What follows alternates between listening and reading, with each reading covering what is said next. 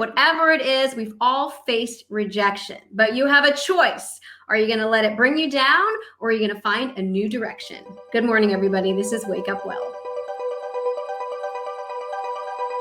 I know I've been rejected, and I put it out there because rejection can really help fuel you to live your dreams. Because when somebody tells you no, a lot of us go, no, no, no, no, no. Yes, I'm going to figure out how to make my dreams come true. So my guest today is someone in Hollywood who has made his dreams come true over and over again. And he too has found himself facing rejection, but turned it into something bigger and brighter. So his name is Brandon Johnson. He is an actor in Hollywood. He's been on shows like Shake It Up on the Disney Channel. He's hosted shows for HGTV. He's hosted adventure shows for TNT. And he is out there making his dreams a reality. And I'm so grateful to call him my friend. Good morning, Brandon Johnson. Good morning, Laura. How are you doing? It's good to see you. I always love to see people in Hollywood and wave to you from Florida, where I am.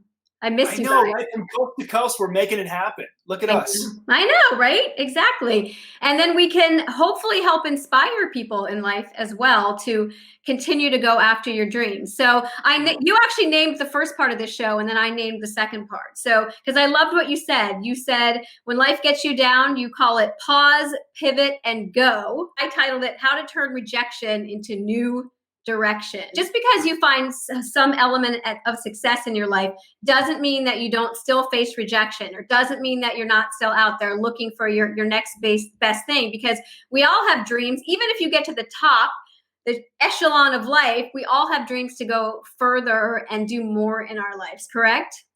1,000,000%. And again, it's really, how does one define success? And I think at the end of the day, at least for me, as I've aged in my years, peace of mind, inner peace is a big way that I know that I'm feeling successful, and also finding new and creative ways to bring fulfillment into my life. You know, Hollywood is made up of what I call the emperor's new clothes. And so there is a bit of a misidentification, a misinterpretation, a misunderstanding sometimes. And so when we come out here, depending upon what age or where you are in your life, you have a lot of drive, you have a lot of adventure, a lot of hope. And this town, this industry, will require you to have the skin of a rhino and the soul of a butterfly, if you can do it that way.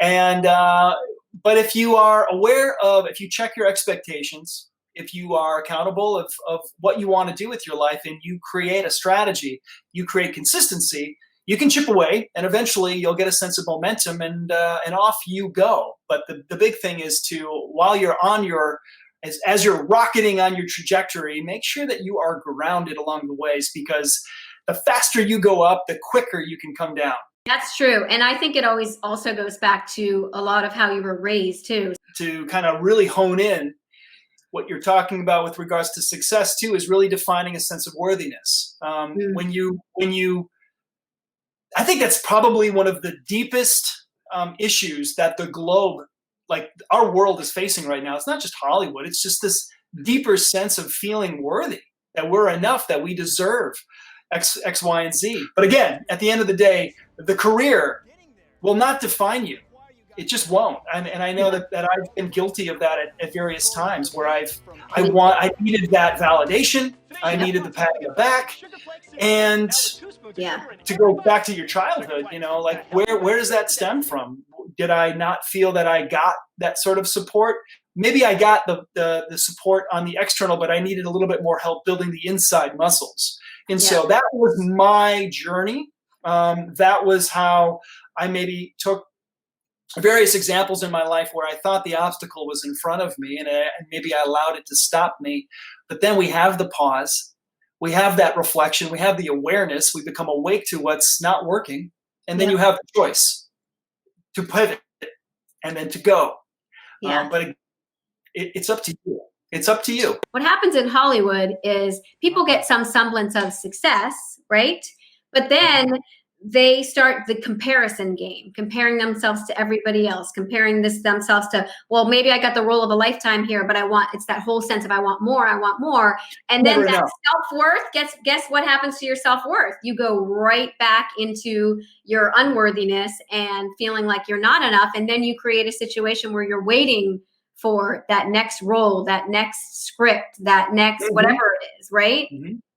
Yeah, absolutely. No matter where you are on that ladder, even if you're at the highest echelon, there probably is some part of you.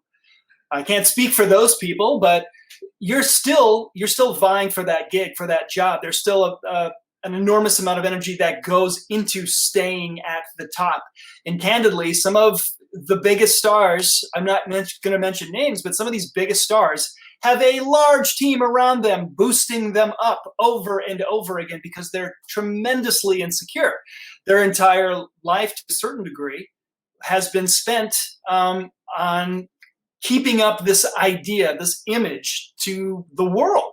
And look, I couldn't fathom what it would be like to have that kind of success. I mean, it's got to mess with anybody. So again, going back to some sort of daily maintenance where you are really trying to strengthen your inner muscles. And by inner muscles, I'm really kind of leaning more towards maybe a more of a spiritual life, however you define it, a connection to something greater than yourself. Absolutely. And then you leap and you trust. Yep. And it takes a while. It takes a while. A long time. It's going to take what it's going to take. It's going to take what it's going to take. I mean, it's something you can't force, but at the same time, it's in you. It's right there. And so a big part of what you're doing, the service that you bring to people, and something that I try to do too, is we're ripping away all of those misunderstandings, those misinterpretations, those misidentifications that are blocking us from who and what we truly are. If you look in the background right there, that is my certificate of completion from spiritual psychology at the University of Santa Monica. I'm there with Drs. Ron and Mary Holnick. And they really brought me into an environment where I could truly explore and tap into who and what I really am. That's reawakening to spirit, not in a corny way, not at all, in a very, very intimate, visceral, experiential way. And it was profound, and I'm forever grateful. Thinking back to your days, like when you were on Shake It Up, could you ever imagine having done something like that in that time in your life when you were, focused on career and the ego was in the way? Could you ever have thought? Because I know for me, like if somebody told me I was going to write 4 books and I was going to be a channel or a medium, I'd be like, you're nuts, like get out of my face. And now I'm here and I'm like, okay, this is interesting. We are. So can you think back and think of that time in your life and any of your realm? Well, what I can speak to is that I still had, at that time, while it was all happening, a connection to spirit. I still was very, very adamant in doing a lot of the internal surgery, as I call it, and meditation, prayer, and various forms of literature. It was very much a part of my life. In fact, I think a lot of the blessings that came forward in my career and the velocity of which it came had to do with my connection to spirit. But also, let's go back to when we discuss manifestation, the idea of getting in that vortex or that energy field of feeling joy. And when I can feel joy and I'm in that world, that is what starts to rev up this vortex, and it comes in. You can ask for it and draw it in. But if I'm in a dark or negative, depressed place, but I'm still asking for something grandiose, it's going to be very challenging for me to manifest it. So it was such an exciting time in my life that there was stuff coming in, and it got to be, I can't believe I'm saying it, but I was like, I don't know if I can do all this. Thank you for the abundance, but boy, give me the strength to keep showing up. And so I am grateful that I did have a bit of groundedness. I absolutely love what you called it: pause, pivot, and go. So let's go a little bit deeper and further in that, because we're here talking about like rejection. Everybody's been rejected. Even in Hollywood, even when you're successful, you lose a role, you lose, the role of a lifetime, or you pitch something and you think it's going to go and it doesn't. So how do you handle that in Hollywood? And how did you handle it in your sort of awakened mode? it took a long time, and it was hard for my ego to accept it. But I got to a point where I was able to sort of just say, okay, it's somebody else's turn, on to the next, trust, believe that there's more coming in. And it's just one of those things where you take enough hits on the chin and the chin gets stronger. I will owe a lot of it to growing up in Minnesota and playing hockey for the first 18 years of my life. You get knocked down incessantly, but you must get back up. And I actually really used that throughout my entire career. When I really got going in the early 2000s in New York, I was cranking out there, but I was booking, but I was also getting a ton of rejection. So some of the gigs, you'll do for the money. Sometimes you'll do it for the passion and the love. But at the end of the day, if you can remove any of that againstness and the resistance and just let it go and let it be, you'd be surprised what will drop in. Divine assistance will be there, but you must clear any of that againstness. Otherwise, it will get in the way. Just like what you were talking about, how when the ego and the fear comes in, happened to me. Like 2013, I had 4 shows on the air. And then all of a sudden, one by one, within a month and a half, they all went away. I was about to become a new father, and I freaked out. I was like, God, Spirit, I thought we had a deal. I thought we were good, and I felt like I got hoodwinked there for a minute. So it was a dark night of the soul, a dark year of the soul, really. But I do know that it was Spirit's way of directing me in a new direction, and it pushed me into trying to create or wanting to create conscious content, stuff that inspires, uplifts, educates, and supports people. Yeah. And I think you and I had that similar journey too, where things weren't working out because we were being called to serve in a different type of way. And also I think having a son for you, like, even though we don't understand it, our intention is to spend that time with our children. And so then the universe will give you what you want, even when you don't realize you want it. Yeah. It's like, okay, well, here's some time for you to bond with your child. And then let's pause here, right? And then pivot, and then we'll go when it's time to go, so that you can get that time that you need. I think that the universe knows exactly what to give us. We just sometimes don't realize that we need it at the time, and it's giving us what we need. The universe knows exactly what you want. It knows exactly what you want. It doesn't necessarily know that on a higher level consciously that whatever my higher self is saying, he's not going to like this. He doesn't understand. This is going to be a tough one for him, but sorry, dude. And sometimes too, you create things that you don't even realize that you've created, because you don't realize what your intention truly is. So it's really just, as you were saying about like going, doing your spiritual surgery, going inside and really realizing, well, what did I really want at the time? And what was I thinking at the time that led to this? And instead of letting it get you down, right, which is what we do, it's using that time to explore, like question everything. Well, okay, what am I meant to learn here? How can I grow through this and find that new direction? So talk to me about how you did change direction in your life. When you had that dark night of the soul, how did you use that time and pivot? Yeah. And then go. You paused, you figured out, okay, something's going on here. How did you use that time to change direction? I had a couple of these pause, pivot, go moments. Certainly what I just spoke about happening around 2013 and all of that crazy journey. But something that really hit me was in 2018, in June of 2018, where I kind of had this crazy epiphany where I sprang out of bed and I began to just at midnight, and I wrote for 7 minutes, and I wrote down 5 or 6 things that I wanted to accomplish. And I just started putting pen to paper. And once I did that, I made it tangible. And then I began to repeat that exercise over and over again. But what that did is, again, going back to conscious content. For a long time, I was never really big, and I still am not big on the whole selfie culture. I just never could turn the phone on myself. I could hit a mark and say the words, the red light comes on, no problem. But when it came to being that intimate, I just wanted to make sure that I was bringing value. So I began to focus in on gratitude. And I started a little YouTube channel called Walking in Gratitude Inspiration in 60 Seconds. And it was really a call to action and put my feet to the fire, where I would basically try to bring forward one little nugget of inspiration or share some of my truth. And if I was able to do that and maybe absolve any issues or blocks that I had in my life, the consciousness of the planet's going to go whoop when you heal yourself. But what if you had a whole millions of people working on themselves? Imagine what that would do. So I did a call to action, and next thing you know, people started doing it, trying to raise their vibrations in the day.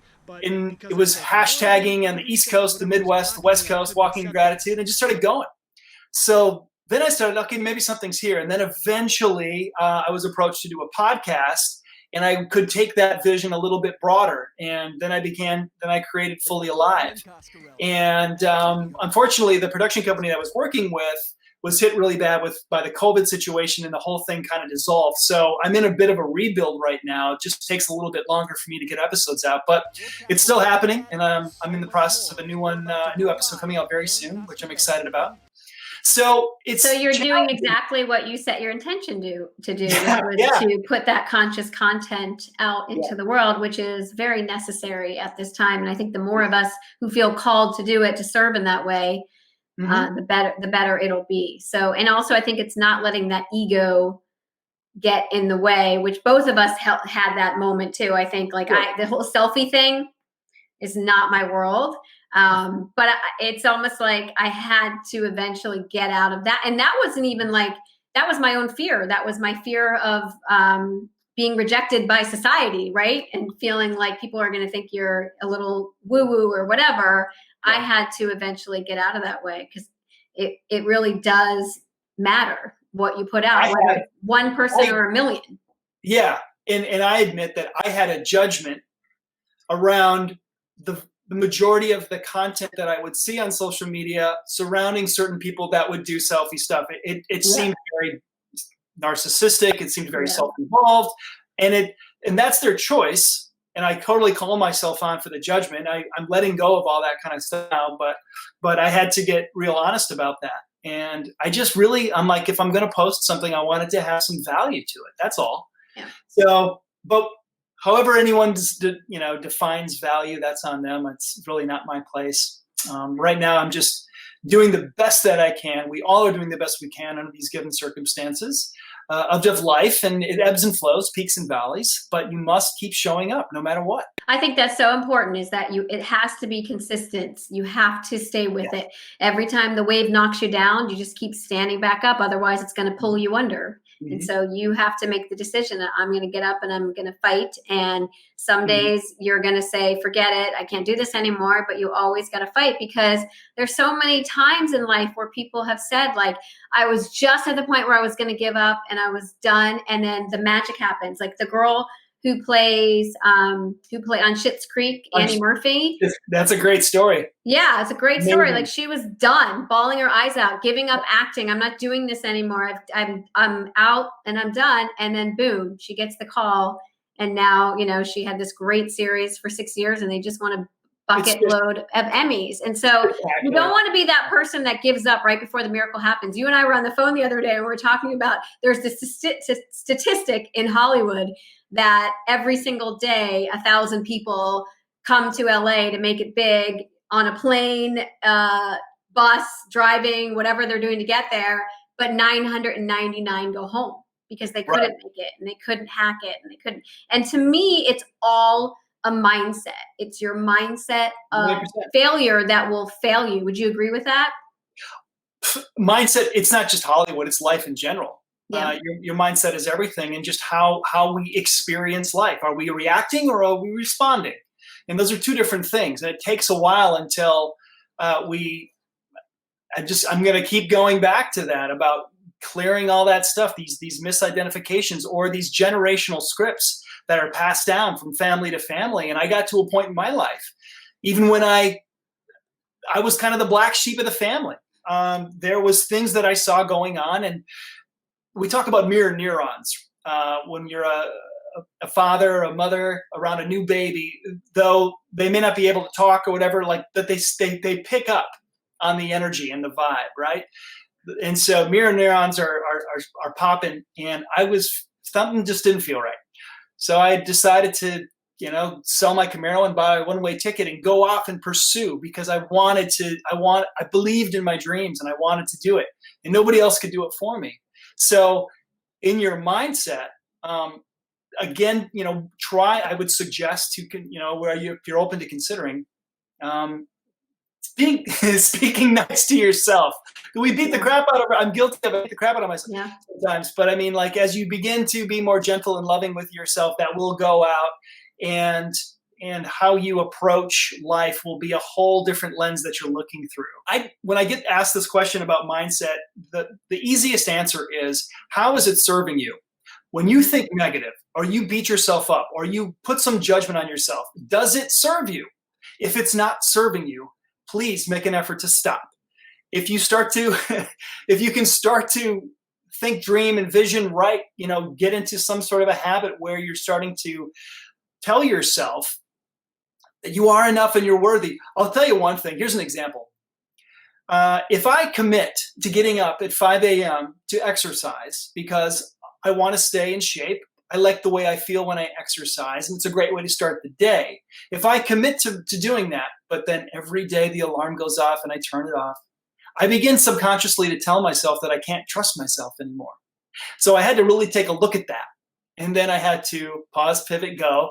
And when I say go, I mean get up and go, and get yourself to that gym or wherever it is that you're exercising. That was a big wake-up call. Becoming impeccable with your word. I love that, because that's exactly what you do, like hitting the alarm, right? And saying, oh, I'm going to get up, but then you don't, is every time you think I'm going to be, a talk show host, then the opposite thought comes in. Oh, there's no way. There's too many people doing what I want to do. There's too much competition. That's you turning off the snooze button on your life, right?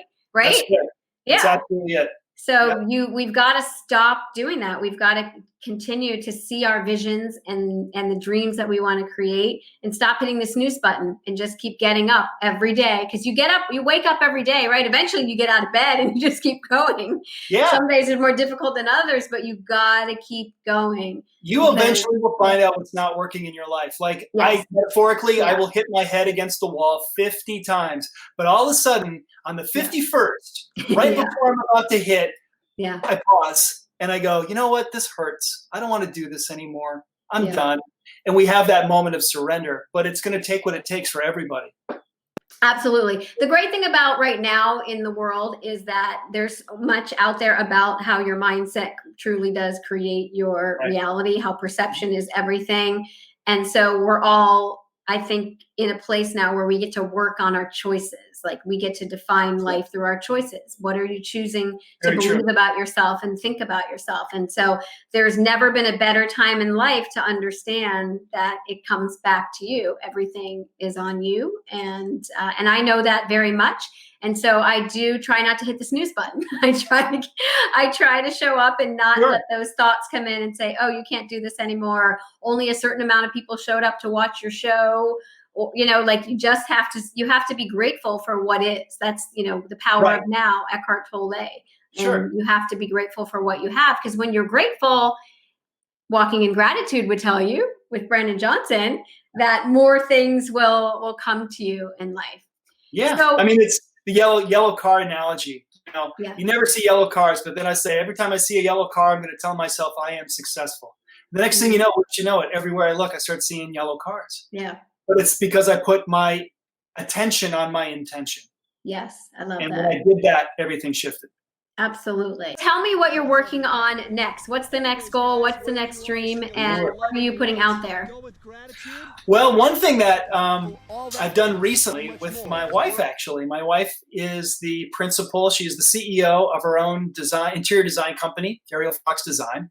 And we have created a new YouTube channel called Unboxing Flatlay, where we pair up. And what's happened is it's been this is a way for her to have a reach, not only domestically but internationally. So over her 12-year career, she's made incredible relationships, and she's got her finger on every kind of tile fabric thing you could think about. So we have created a quick little show where we bring these high-end products or any kind of a products, teaching moments, tools, tips to you, and give you the opportunity to kind of be educated and stimulated.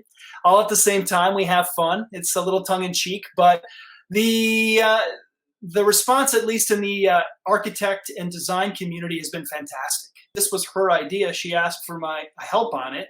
Yeah. It sort of spoke to a little bit of my HGTV days when I would do a lot of the renovation kind of stuff. But for many, many years, she and I have been approached on various television shows to be a duo or this or that. And while I realize the responsibilities that it takes to be on a show when you're doing a 12 to 16-hour day, at some point she's going to be like, I'm done. I'm tired. It's just going to bolt. So we've never really been able to do like a big series. Maybe different now. I think we have a little bit more time now where we could do that. But so we'll see. And a big part of our foundation was that we lift each other up one way or the other. Somehow we're going to make it through. We will support each other through our ups and downs. And if there's an opportunity to lift her up, to support her and shine the light on her incredible talent and skill, then by all means, I'll support that. What's the next goal for Brandon? What do you want to create next? Are we doing an ideal scene? We are doing I wish whatever I want. Like, I want to play this video in 5 years and have what you want to create have come true. So now is the time. Set that intention and go. Ready? Here it is.